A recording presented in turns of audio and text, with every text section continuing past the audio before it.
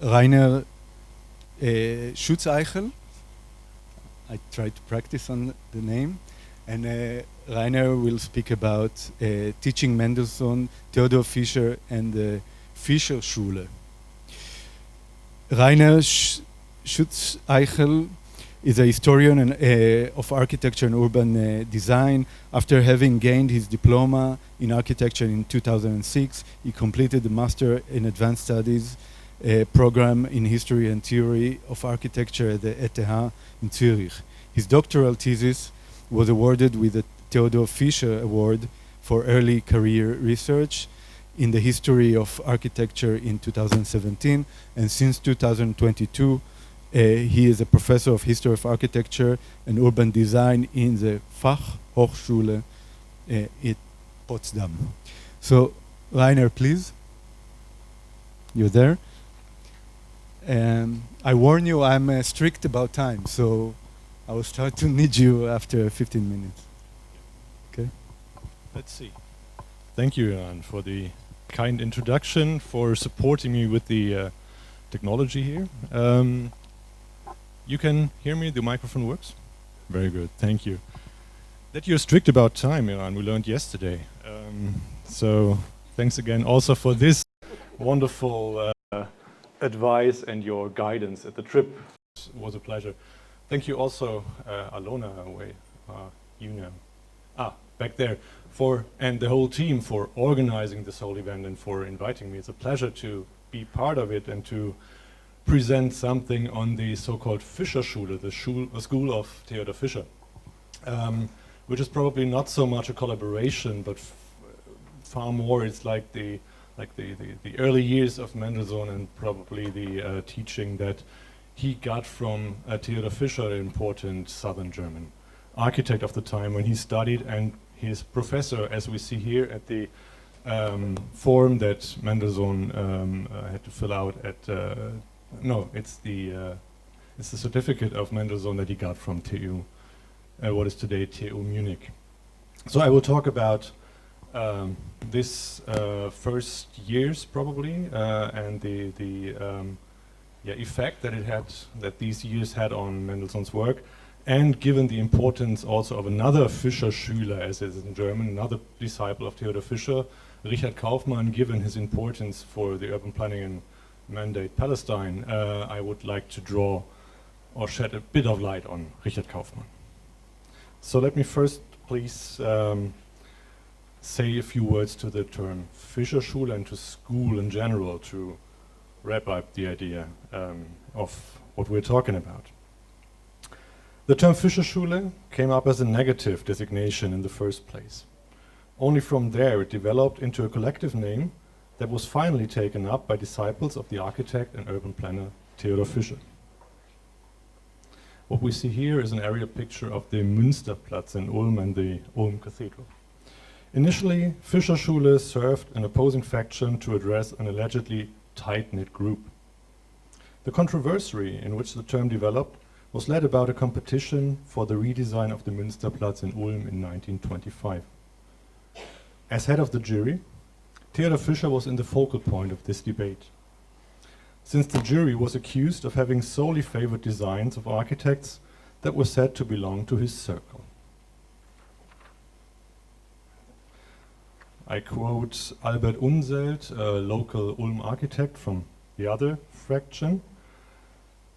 In a newspaper, Unselt tells us that the term Fischerschule refers to the entirety of all those architects who emerged from Theodor Fischer's school, who in more or less close contact with each other practically utilized Theodor Fischer's architectural ideas and built in their sense.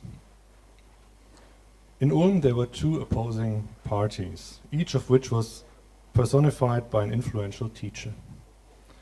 A supposedly picturesque urban design advocated by Theodor Fischer was opposed by followers of the classicist design theory of Friedrich Ostendorf. However, the debate that raged under their names as the dispute of the Ostendorfians or Ostendorfianer against the Fischerschule was a dispute of representatives. Ostendorf had already died in the First World War, and Fischer abstained from any public statement in the debate. Thus, it was former students and supporters of either of the teachers that kept the Münsterplatz debate running. However, the name Fischerschule had been coined, and Mendelsohn, Kaufmann, and many others are counted to the Fischerschule. Allow me now to shed some light on the term school, since there is a general problem with this term. The problem is its vagueness. Architectural designs of a group, however narrowly defined this group might be, are hardly equivocal in themselves. Already in an individual oeuvre, designs can possibly exhibit a great variance, let alone over the course of time. Therefore, it is hardly possible to pigeonhole even an individual protagonist. This attempt must fail all the more with regard to a group.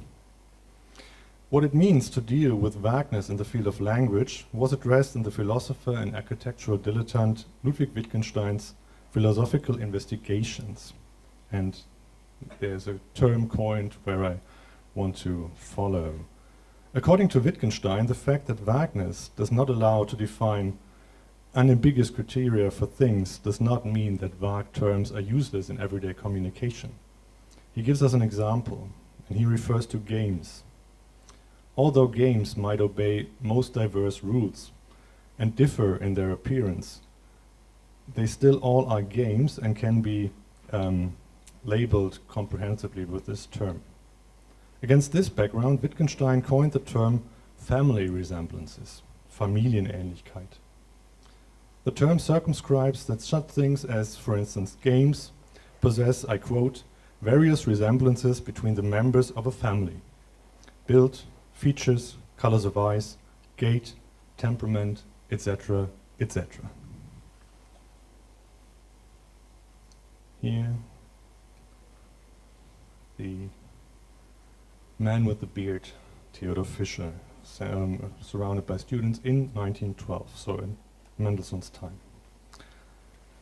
In a comparable way, it is also possible to speak of family resemblances which can be detected between the works of Fischer and those of his disciples. We might see this later.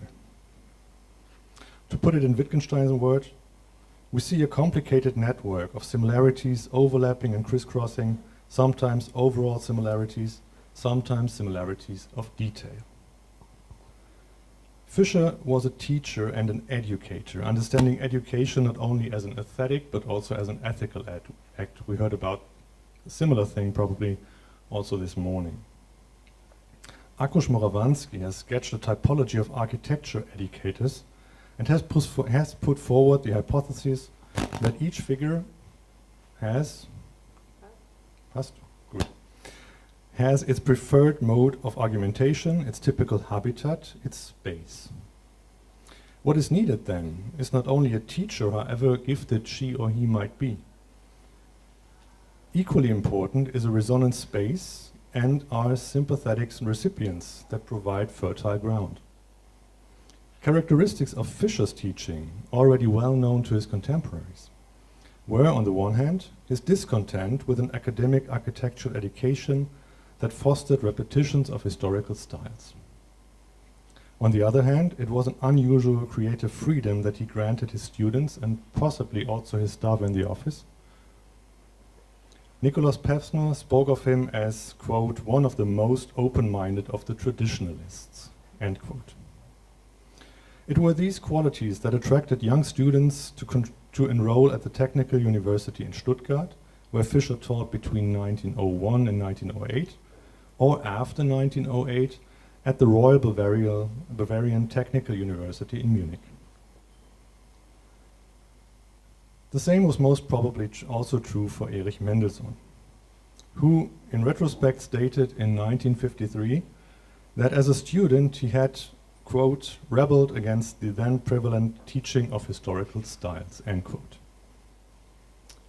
Just as his fellow students, he will have recognized Fischer as leading reform architect of the time, influential as a practical architect, as well as in contemporary reform movements such as the Werkbund, of which Fischer was the first chairman in 1907. Mendelsohn in retrospect spoke of his professor as the master, the old and famous Theodor Fischer.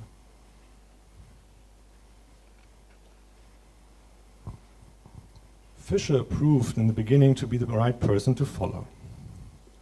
If we take a closer look at the reason for Mendelsohn's rebellious habit as a student, we see, as he said, that it was the teaching of historical styles that he was annoyed of. He says to have recognized back then, I quote, that the elastic qualities of the new structural materials, steel and reinforced concrete, must by necessity produce an architecture entirely different from anything known before. End quote. More than 40 years prior to this statement, in 1911, Mendelsohn was then already one of Fischer's students. Theodor Fischer had sung from the same hymn sheet at a conference of the Werkbund. Under the headline Material and Style, Fischer had shared his thoughts about the fundamental impact that he believed concrete would have on the development of style. I quote Fischer, "It will be similar with concrete, and the transition to a characteristic language of form for this building material will be furthered considerably by the fact that its combination with iron will make it an extraordinary, viable, peculiar material, which will not only claim special forms for itself, but will even have a far-reaching effect on the creation of spaces."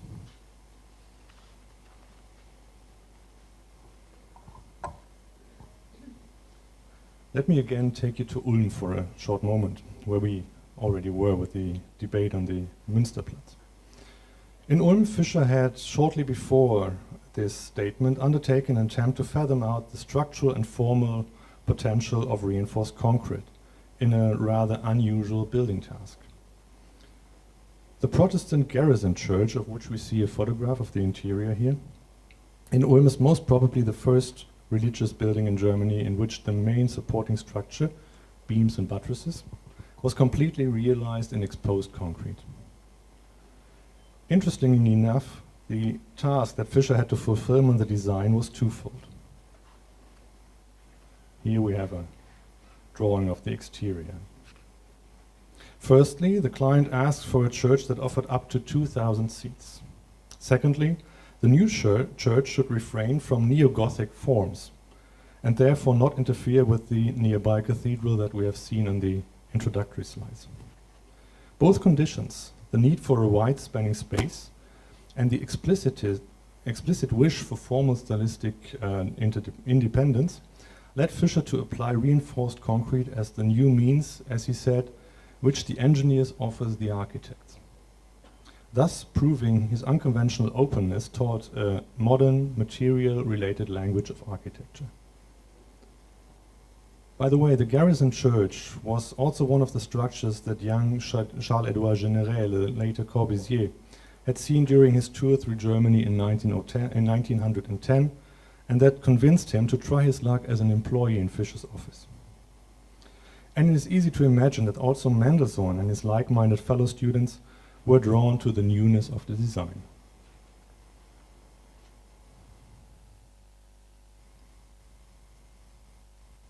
I show a picture of a structure that we haven't seen today. In Mendelsohn's oeuvre, a late echo of Fischer's thoughts on honesty of material, Materialehrlichkeit in German, and his respective endeavors might be seen in the St. Louis Synagogue, where Mendelsohn covered the area of the temple with a curved roof in which steel joists support thin concrete slabs. When presenting this design to the American audience, as we see here on the double page, he explicitly pointed out to the revolutionary principle of elasticity in steel and reinforced concrete that has only in the last few years been applied in the as a structural basis for a new architecture. Here he alludes to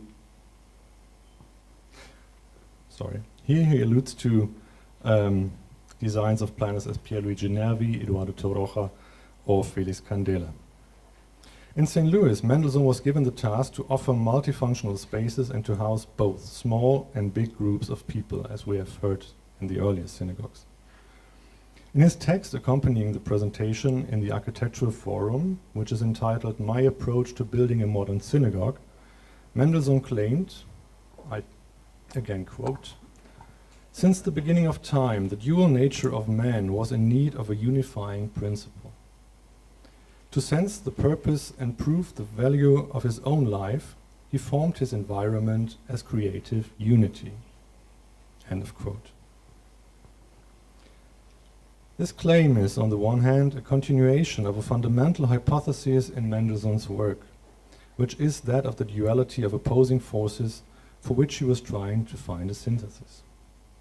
On the other hand, the idea of the environment as creative unity finds a correspondence in Fischer's design principle of super and subordination, or Über- und Unterordnung in German. This principle encompasses different building parts as well as the relationship between buildings and their urban setting, and finally, between buildings and landscape, where Fischer aimed for both hierarchy and contextual integration, not least by interpreting traditional local building practice.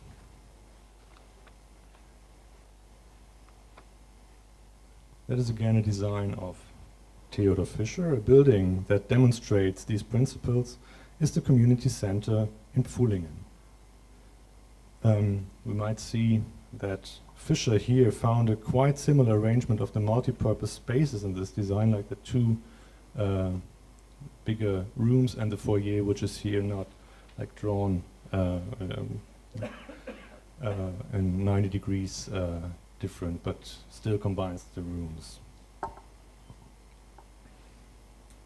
Fischer demonstrated in Pfullingen, which is far more better to see in this picture, how parts of a building could be composed and brought into a balance by super and subordination.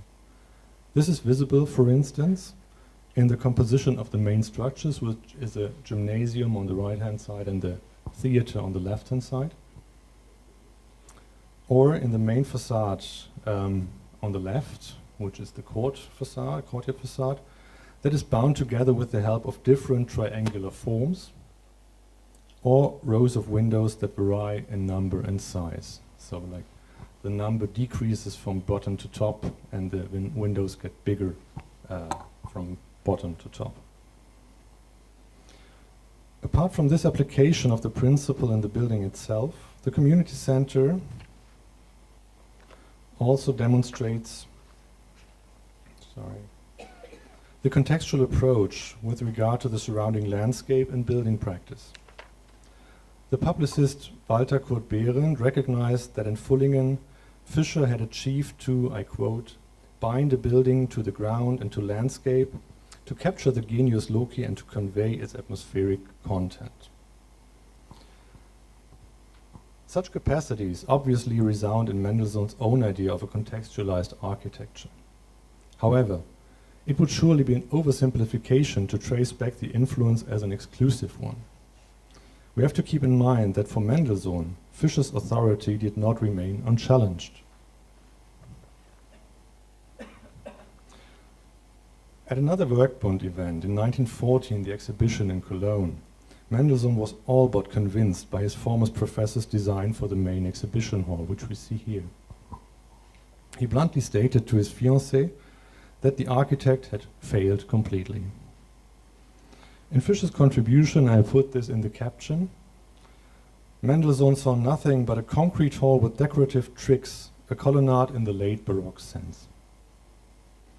That is quite the opposite of a design like the Garrison Church, where Fischer had found the original expression in the same material. Oh, I need 4.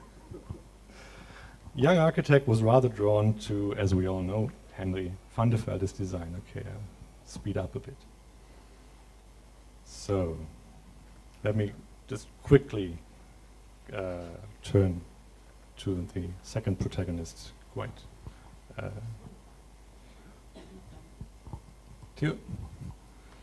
Theodor Fischer had earned his spurs not only as an architect, but initially as a foresighted urban planner. Between 1893 and 1901, he was head of the municipal planning authority that was responsible for the extension of the city of Munich. At the Technical University of Munich had not been willing to appoint him professor, he took up residence in Stuttgart in 1901. 7 years and several prestigious building projects later, he finally was offered a chair in Munich. There he was, besides his design courses, also responsible for lectures on urban design that became part of the curriculum. Already in Stuttgart, urban design had been included into the denomination of his chair, given the expertise that he had gained in Munich. In 1903, Fischer was invited to give a public lecture entitled Questions of Urban Extension with special regard to Stuttgart. It was this lecture, we see here a double page of the publication, that he sketched the idea of a city crown or Stadtkrone, of which another of his disciples, his former employee in the Stuttgart office, Bruno Taut, became one of the most famous advocates a decade and a half later. I quote Fischer, "With a few examples, I would like to demonstrate the splendid effect of such crowning buildings, in which the mastery of the small by the large, the enhancement of the characteristic, and the adaptation of the peculiarity of the environment, also a kind of mimicry, can be clearly perceived, but not less how simple in decorative form such buildings can be without failing in least to fulfill their tasks." End quote. Applying the modern technique of photographic slides, Fischer did not only demonstrate his audience historic examples of such crowning buildings. He also presented his vision for Stuttgart, as we see here. In an image pair, we see the Karlshöhe in its current status at that time, and on the right side, we see it crowned by a group of buildings. The question of how to locate a crowning building on topographical high points was also subject of Fischer's lectures in Munich. Therefore, students came first-hand touch with this idea. As Uriel Adif has pointed out, this idea might later also have been passed on by Mendelsohn to his colleague Richard Kaufmann. In a letter dating from July 1923, Mendelsohn expressed to Kaufmann, his former fellow student in Munich, the thought of a settlement crown. We can say that the idea of the crown was transmitted and at the same time transformed in the hands of several Fischerschüler, Taut, Mendelsohn, Kaufmann. Okay, I have to speed up. Yes. Here we see the certificate of Kaufmann, who had registered in Munich in 1909. Other than Mendelsohn, as we can see on the right-hand side, he had chosen Fischer as supervisor for both of his major design courses, Großer Entwurf, while Mendelsohn had strangely enough opted for the older historicist Heinrich von Schmidt instead of Fischer in his second course.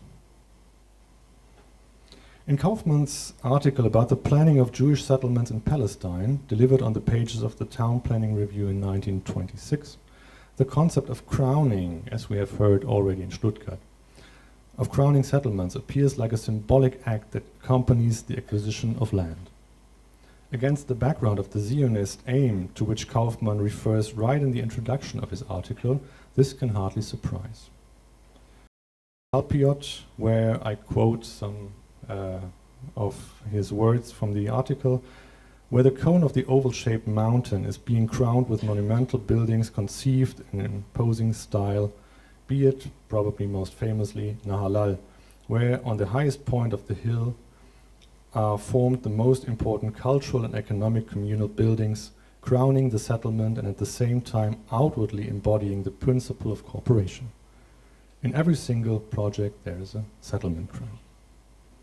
The last, which is most programmatic for Kaufmann in his text, is Tel Joseph, where he lets the readers know that several common buildings should crown the topmost point of the most unique and beautiful mountain summit in this part of the plain. A building which will serve as a rallying point for and as a symbol for our best agricultural settlements. In this case, the crown is, as it already had been according to Taut, far more than an urban feature. It becomes the symbol of a new society. 1 minute for conclusion. Thank you. I conclude. As it has been said in the introduction, we rather recognize family resemblances than direct references in the work of Fischer's students and disciples. With regard to the idea of accentuating a topographical high point, Kaufmann might surely have also been influenced by his former employer Georg Metzendorf. Regarding its symbolic meaning, however, Kaufmann's crowning would hardly be conceivable without Taut's and, in brackets, Fischer's concept. Something similar is true for Mendelsohn. If we understand him as an architect in constant search for an adequate expression for the adequate expression and form, we detect family resemblances to Fischer, not least to the openness of his design teaching.